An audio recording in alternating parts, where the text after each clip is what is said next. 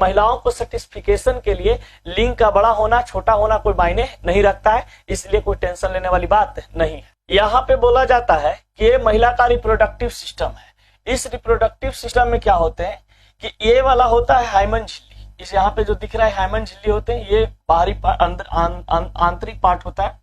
फिर ये वेजाइना का पूरा पार्ट है, ये जो दिख रहा है आपका वेजाइना का पूरा पार्ट, इसको बोलते हैं कर्विक्स, इसको बोला जाता है सर्विक्स, समझ गए। और ये होते हैं यूट्रस, यहीं पे बच्चा उच्चा क्या होता है ठहरता है, समझ गए। प्रेग्नेंट महिला जब होती है यही आपका बड़ा होते चला जाता है, इस प्रकार से फैलते चला जाता है। यहाँ पे बनते हैं क्या चीज, अंडाणु। जब महिला का पीरियड आता है तो पीरियड आने के बाद जब यहाँ पर देखिए ये क्या होता है, यहाँ पे अंडाणु बने, यहाँ पे अंडाणु बने। अब ये अंडाणु का होता है फ्लेवियन ट्यूब में आता है फिमरी के मदद से, ये होते हैं आपका फिमरी, फिमरी के मदद से फ्लेवियन ट्यूब में आ गया। अब फ्लेवियन ट्यूब में जब आता है तो यहाँ पर क्या करता है कि फ्लोपियन ट्यूब में इंतजार करते रहता है कि कोई पुरुष का शुक्राणु आए, और जैसे ही पुरुष का शुक्राणु जाता है तो इसमें क्या होता है, निषेचन की क्रिया होती है, और निषेचन की क्रिया होने के बाद ये कहाँ पे पहुंच जाता है, यूट्रस में, और भ्रूण का निर्माण करना शुरू कर देता है। लेकिन अगर कोई महिला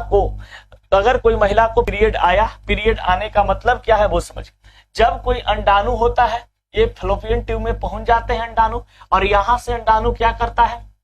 कि जब इसके पास शुक्राणु कोई नहीं मिलता है रिएक्ट करने के लिए, तब क्या करता है कि ये आपका इसका टाइम होता है कि भैया 3 से 4 दिन यहाँ पे आकर के रुकेगा, फ्लोपियन ट्यूब के पास आकर के रुकेगा। और जब यहाँ पर फ्लोपियन ट्यूब में आता है और कोई इसको शुक्राणु नहीं मिलता है, यानी कोई महिला है जो अपने पार्टनर के साथ सेक्स संबंध नहीं बनाती है, तब ये क्या हो जाता है, मर जाता है, यानी कि डेड हो जाते हैं। और डेड होने के बाद फिर क्या होता है, ब्लीडिंग के रास्ते से ये फिर योनि के रास्ता बाहर निकल जाता है, समझ गए। यानी कि ब्लीडिंग होना शुरू होता है, और ब्लीडिंग होने के बाद क्या हो जाता है, महिला का पीरियड आना शुरू हो जाता है। तो महिला को जो पीरियड आता है इसमें साफ साफ बात है कि जो अंडाणु अंडाशय में बनता है फिमरी के मदद से फ्लोपियन ट्यूब में जाता है, और फ्लोपियन ट्यूब में जाने के बाद जब यहाँ पर कोई शुक्राणु निषेचित नहीं होता, शुक्राणु से नहीं टकराता है, तो वो इसका एज खत्म हो जाता है, यानी इसका उम्र खत्म हो जाता है, 2-4 दिन तक वेट करता है। और 2-4 दिन के बाद अगर इसको कोई शुक्राणु नहीं मिला तो ये तुरंत क्या हो जाते हैं, यहाँ पर ये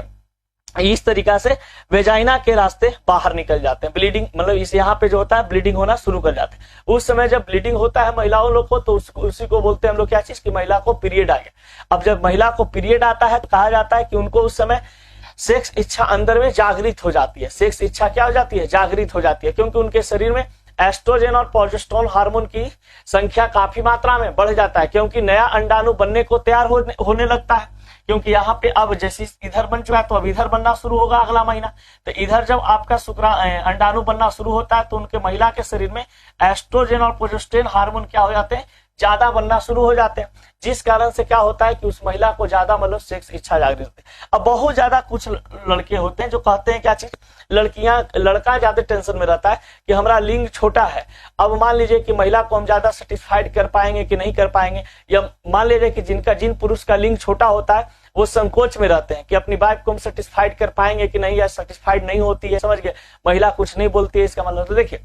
सेक्स लाइफ में कहा जाता है कि सर्टिफिकेशन के लिए कोई लिंग का बड़ा होना या छोटा होना कोई भारी चीज नहीं है, समझ गए। अगर आपके पास कहा जाता है कि लिंग का आकार, यानी कि लिंग का आकार अगर नॉर्मल भी है, अगर भारत की बात हम करते हैं तो भारत में मैक्सिमम कहा जाता है क्या चीज, कि 4 से 5 इंच, 4 से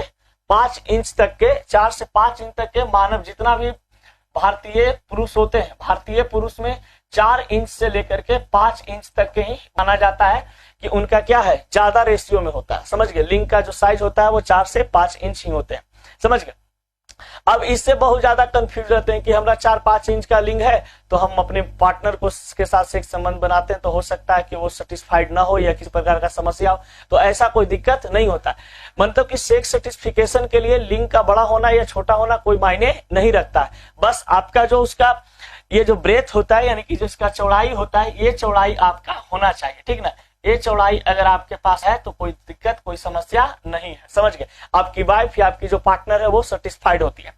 लेकिन बहुत सारे पुरुष हैं जो यहाँ पे इस टाइप के हो जाते हैं, जैसे बहुत सारे लोग हस्त मैथुन करते हैं, तो हस्त मैथुन करने में क्या होता है कि लिंग का जो चौड़ाई होता है वो घट जाता है। अब लिंग का चौड़ाई जब घटता है तो वो ज्यादा मतलब कि वो करते हैं कि सर हम अपने पार्टनर के साथ मिले, अपनी गर्लफ्रेंड के साथ मिले, लेकिन हम उनको सेटिस्फाइड नहीं कर पाए। इसका मतलब ये है तो इसका मतलब ये नहीं है कि आपका लिंग छोटा है, आपका लिंग का जो आकार है वो सही है, किसी प्रकार का कोई दिक्कत नहीं है, औसतन 4 से 5 इंच सबका होता है, ठीक है। लेकिन इसका जो साइज मेंटेन आप किए हैं चौड़ाई में, इसको बस आपको मेंटेन करना है, ठीक ना। और महिलाओं को सर्टिफिकेशन के लिए लिंग का बड़ा होना छोटा होना कोई मायने नहीं रखता है, इसलिए कोई टेंशन लेने वाली बात नहीं है।